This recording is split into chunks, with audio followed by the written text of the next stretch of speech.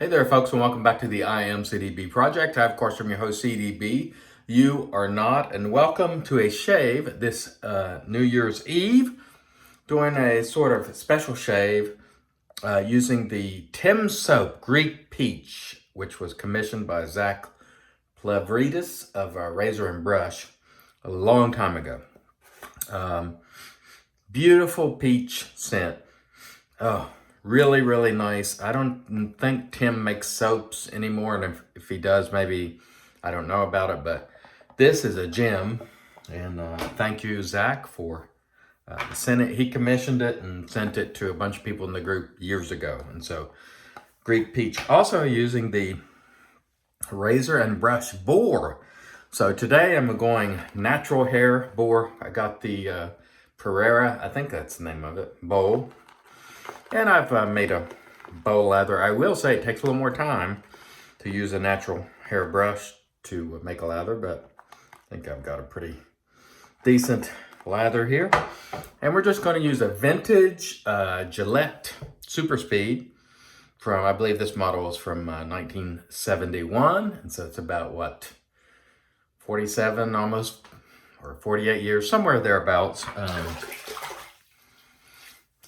Maybe 49 years at this point. I don't know. My math could be off. But anyway, we're going to do a shave. My wife is out of town.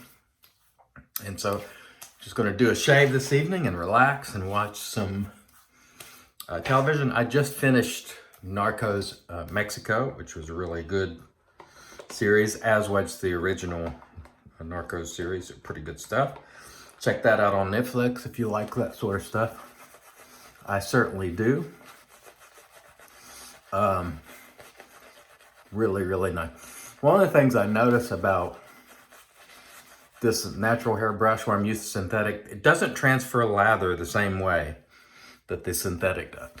So immediately I notice a little bit of difference there, but we will work it out.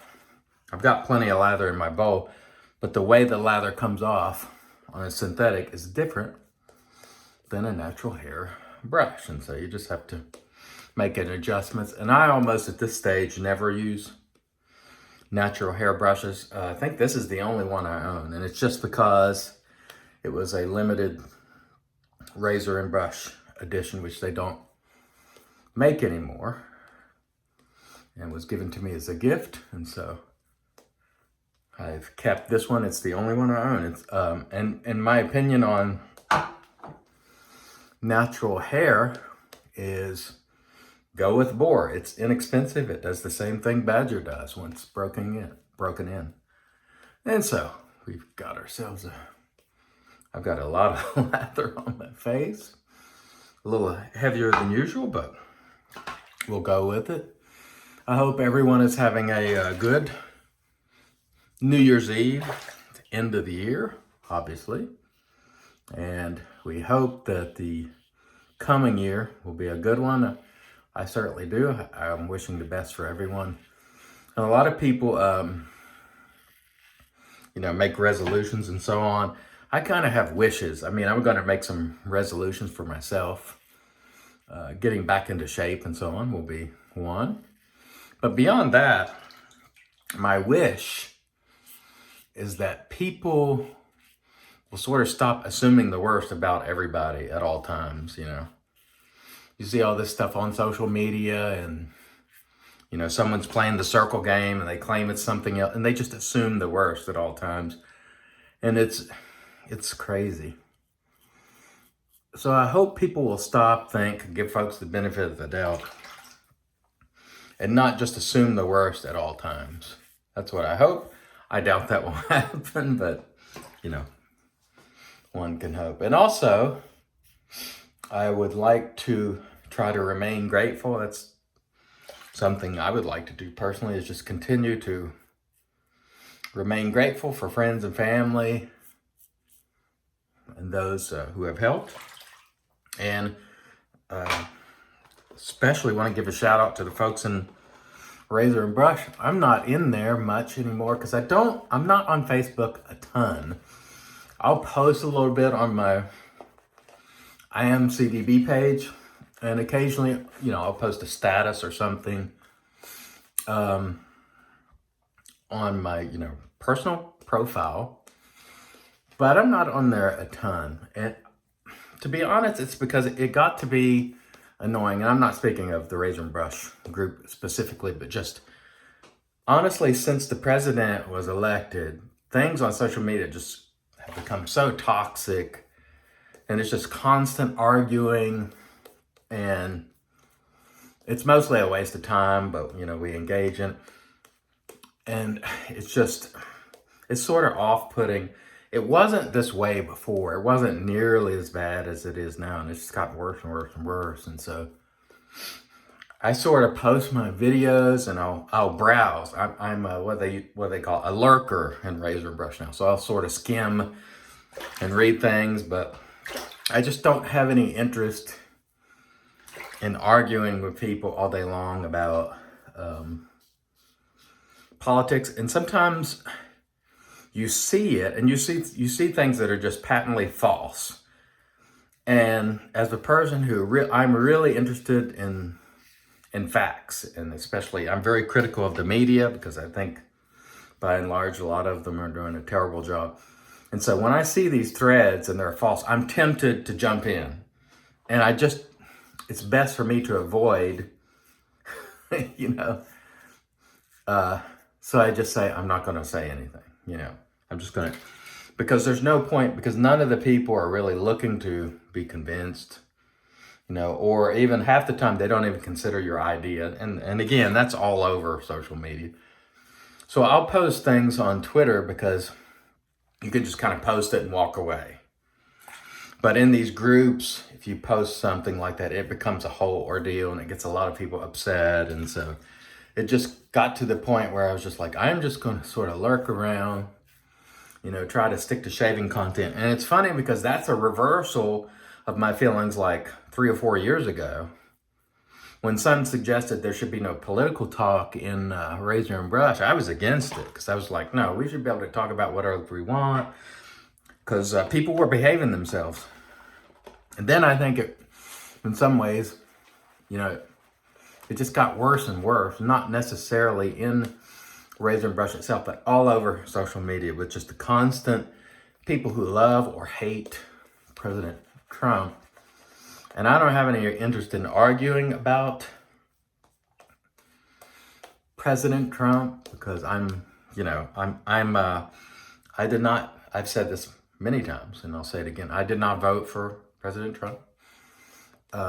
But I always want the president to be successful in terms of, I want us to have a good economy, a strong defense. I want people to be safe, and so on. But it's just the vitriol and the zealotry around,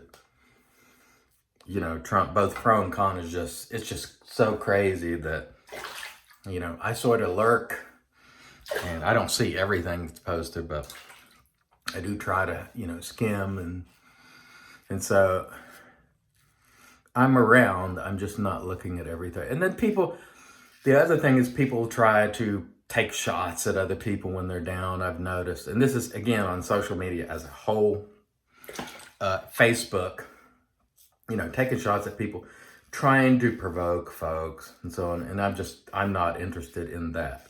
And so mostly I stay away from Facebook. I'll post something on my personal profile. And even then, sometimes it becomes annoying, because people come in and, they want to have a debate on your wall. And I'm like, look, this is just my feeling, take it or leave it, sort of thing. And so there you have it. Got to say, the old vintage Gillettes are hard to beat. This is a really nice, comfortable shave. It is a mild razor, but it's a nice shave. Anyway, I haven't spoken much about shaving during the course of this video, and so for those of you who just came for shave geekery, I apologize. But I will say the old 71 Super Speed is just doing an excellent job. No problem whatsoever hitting the spot. The soap is fantastic still. It was really hard. I had to really scrape to get some out. As you know, I don't lather in the containers, especially not a metal container.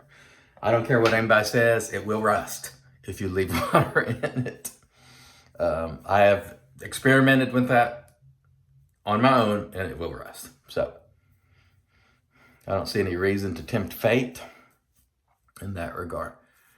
But anyway, this has been a really nice shave. Actually, the brush, the soap, once I started using it, sort of came together. At first, it didn't feel like the lather was doing what I wanted to do in terms of transferring from the brush, but it ended up doing a great job. I got plenty left in here. Oh, great scent, great scent. Again, this one's older, Tim's Greek Peach, which was a razor and brush exclusive. Thank you again, Zach, for not only that, but everything you've done. I do appreciate it, and I haven't forgotten it. Thanks for commissioning the brush again. Also, thanks to the members of Razor and Brush. Again, I know I'm not around a lot in terms of posting, but I do watch, and I do sort of, try to keep somewhat pace of what goes on. But man, I gotta tell you, sometimes it's maddening on Facebook, so I sort of keep it at, a little bit. I'm not on it all the time. Let's put it that way. That's the best way to describe it. But the shave was excellent. Vintage Gillettes, hard to beat if you don't mind mild shaves. Most of the Gillettes, the vintage era, are mild. I don't think any are particularly aggressive. Even the adjustables when turned up. But they're good razors. They have stood the test of time. So, check them out if you can get your hands on them. They're generally pretty easy to find on the buy, sell, and trades and eBay and so on and so forth. I want to thank everybody for watching this year and the past 5 or 6 years, however long it's been, at least 5 years watching. I do appreciate if you have not subscribed, please take the time to do so. I appreciate that. I, again, appreciate all the members of the Razor and Brush face group. I don't agree with all that occurs and some of the wacky things and arguments, but I'm still a member of the group. I still like a lot of folks in that group, and I want to wish you well, those of you in that group, as well as Shave the Man, but really my home is, as far as in a shaving group, Razor and Brush. That's where I've sort of put my feet down, so to speak, or I'm not sure what the phrase is. Anyway, I wish everybody a happy new year, happy, healthy, safe. I hope your family is well, you're well. And I'm sending good vibes on into 2020. Thanks so much for watching. Until next time, I've been your host, CDB. You are not. God bless.